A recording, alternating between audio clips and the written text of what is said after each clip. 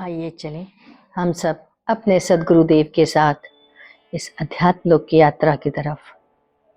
गुरुर्ब्रह्मा गुरुर्विष्णु गुरुर्देवो महेश्वर गुरु साक्षात् परं ब्रह्म तस्मै श्री गुरुवे नमः।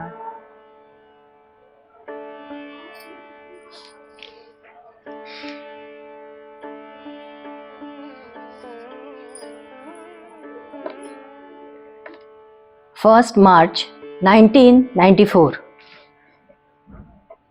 गुरुदेव ने कहा, महाशिवरात्रि के दिन पहले गणेश की आराधना करनी चाहिए। बिना गणेश आराधना के आपकी पूजा सफल नहीं है। इसके बाद शिव की आराधना करें, पुनः मां पार्वती की, तब शिवलिंग की आराधना करनी चाहिए। शिव पार्वती के आराधना के समय सिंदूर लगाना आवश्यक है। सिंदूर चरणों पे लगाना चाहिए, माथे पर नहीं। अपने सौभाग्य के लिए बड़ों का चरण स्पर्श करना होता है। अतः होली के समय पहले गुरु के चरणों पर टीका लगाते हैं, तब मंदिर में, उसके बाद माता पिता और फिर अन्य के बड़ों के चरणों में लगाते हैं। मूर्ति या चित्त पर आराधना के समय केवल शिव है तो सिंदूर नहीं देते हैं। जिन्हें शिव मंत्र का ज्ञान है उनको प्रणाम करके मंत्र किया जाता है। रुद्राक्ष पर ही शिव मंत्र जपना चाहिए।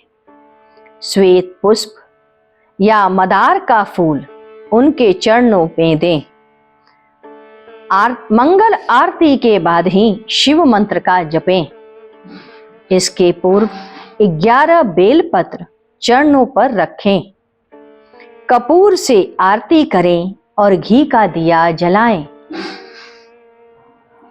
उसके बाद 4 मार्च 1994 गुरुदेव ने कहा, आरंभ में भंवर गुफा और सहस्रार्थ पर साधना करो। यदि आपको गुस्सा आएगा तो अपने आप ही सनय सनय शांत हो जाएगा। त्रिकुट व सहस्त्र दल तक माया है। गुरुदेव आज के सत्संग में कहते हैं कि संसार इच्छाओं से बंधा है। इन इच्छाओं से बंधे होने के कारण वास्तविक चीजों आप नहीं देख पाते और सारी इच्छाएं पूरी कभी नहीं हो पाती। अतः जो शुभ कर्म हो, शुभ विचार हो, वही पूर्ण कीजिए। कहते हैं, जो बोगे वही काटोगे। गुरुदेव ने फकीर चंद की कथा कही। विद्यालय में एक बच्चे को हेडमास्टर ने मारा। उसका अपराध था कि उसने हवलदार के लड़के का पेंसिल चुरा लिया था। बड़ा होने पर उसने चिंतन किया कि मैंने यह चोरी क्यों की। यही बच्चा फकीर चंद एक महापुरुष हुआ। आप शिवव्रत लाल जी के शिष्य थे। वो माँ से पूछे, माँ, मैंने चोरी क्यों की थी? मैं उस समय अबोध बालक था, परंतु मुझे अभी भी याद है।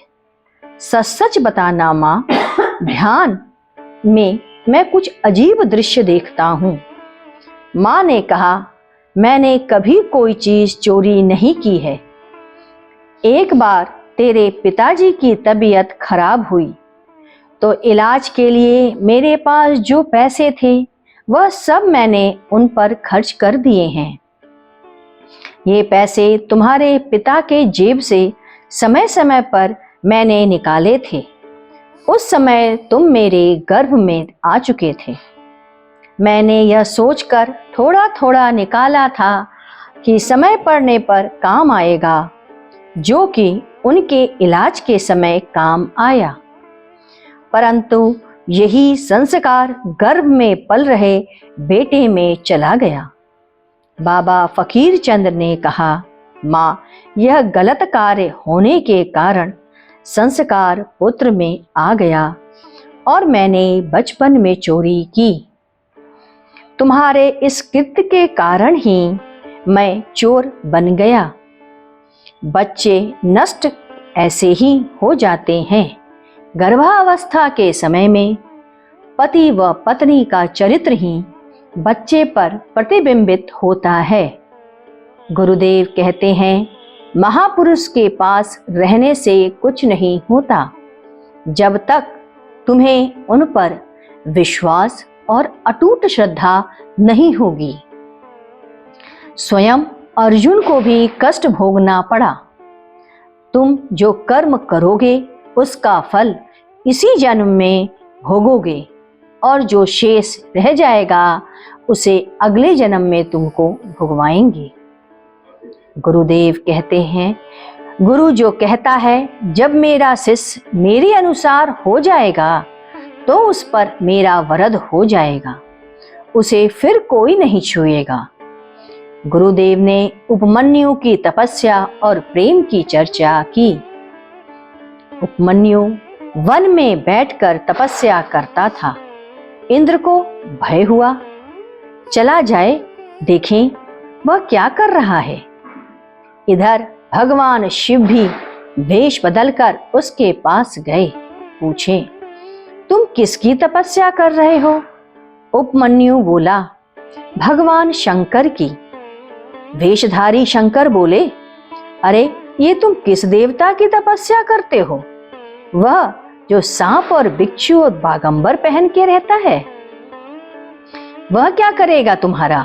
उपमन्यु बोला, शांत हो जाओ। शंकर पुनः बोले, भगवान शंकर ने पुनः बोला, मैं तुम्हें एक से बढ़कर एक देवताओं के नाम बताता हूं, उनकी तपस्या करो। उपमन्यु उन्हें बारंबार रोकता जा रहा था, परंतु वह कुछ भी न कुछ बोलते जा रहे थे। उसने कहा, यदि अब बोलोगे तो अनर्थ हो जाएगा। परंतु पुनः उस वेशधारी शंकर ने अपने ही विरुद्ध पुनः बोले। तब वो कहे, अपने कमंडल को उठाया और कहा, अब बर्दाश्त नहीं हो रहा है, और हाथ में जल ले लिया। उसी क्षण भगवान शंकर अपने असली रूप में उनके सामने प्रकट हो लिए और पीछे इंद्र खड़े थे। शंकर बोले, वत्स, मैं तुम्हें अपना पार्षद बनाऊंगा। घोर विश्वास और श्रद्धा ही यही आपको आगे बढ़ाने में सहायक होती है। जब तक स्वयं तुम साधना नहीं खोगी तब तक शुद्धि भी नहीं होगी और तुम आगे भी नहीं जा पाओगे। इसीलिए मैं जब साधना करने को कहूंगा, प्रकाश को पकड़ने को कहूंगा। अतः कर्म को शुद्ध होना चाहिए और विचार भी तुम्हारे शुद्ध होने चाहिए। दूसरे के बच्चे का हित हो जाए, अपने बच्चे का हित नहीं देखना। दूसरे के बारे में बुरा सोच रहे हो तो समझ जाओ कि सब आपका बुरा होने ही वाला है। औरतें झगड़ा करते करते बोल जाती हैं, तुम निर्वंश हो जाओ। उसका यश या उसके स्वयं का वंश की तरफ सबसे पहले अहित होना शुरू हो जाता है। याद रखो, जो भी दूसरे के अहित की कल्पना करते हैं उनका अपना अहित पहले होता है। जैसे कर्म करोगे, जैसा ही विचार रखोगे, वैसा ही भोग आगे होगा और वही तुम्हें प्राप्त होगा और वो आपके स्थूल शरीर को भुगवाएगा जब तक आप छिन्न भिन्न नहीं हो जाते। इसीलिए गुरुदेव कहते हैं कि आप अपने शरीर को साधना के योग्य बनाएं, गुरु के अनुसार चलें, उन्हीं के अनुसार रहें। गुरु ज्ञान है, गुरु तत्व है, गुरु विचार है। मीरा को विष दिया गया। उनके घोर श्रद्धा और घोर विश्वास ने उस विष को अमृत बना दिया। अतः गुरु में भी घनघोर विश्वास और निष्ठा होनी ही चाहिए। देखिए, हम सबको हर वक्त इसी तरीके से वो समझाते रहते हैं और बताते रहते हैं कि हमारी निष्ठा, हमारी सोच अपने गुरु के प्रति, उनके वचनों के प्रति कभी भी कमजोर न हो। और हम सब ऐसे दो पल ऐसे सद्गुरुदेव को याद कर लें। ओम गुरु ओम गुरु ओम गुरुदेव, जय गुरु जय गुरु जय गुरुदेव। ओम गुरु ओम गुरु ओम गुरुदेव, जय गुरु जय गुरु जय गुरुदेव। ओम गुरु ओम गुरु ओम गुरुदेव, जय गुरु जय गुरु जय गुरुदेव। ओम गुरु ओम गुरु ओम गुरुदेव, जय गुरु जय गुरु जय गुरुदेव। ओम गुरु ओम गुरु ओम गुरुदेव, जय गुरु जय गुरु जय गुरुदेव। ओम गुरु ओम गुरुदेव, जय गुरु जय गुरु जय गुरुदेव। देखिए, हम सब यूं ही गुरु को याद करते हुए, भजते हुए, उनके लिखे हुए, उनके दिए हुए विचारों पे चलते हुए अपना शेष जीवन बिताएं। ऐसी कृपा हम सब पर करें। बोलिए सद्गुरुदेव भगवान की जय।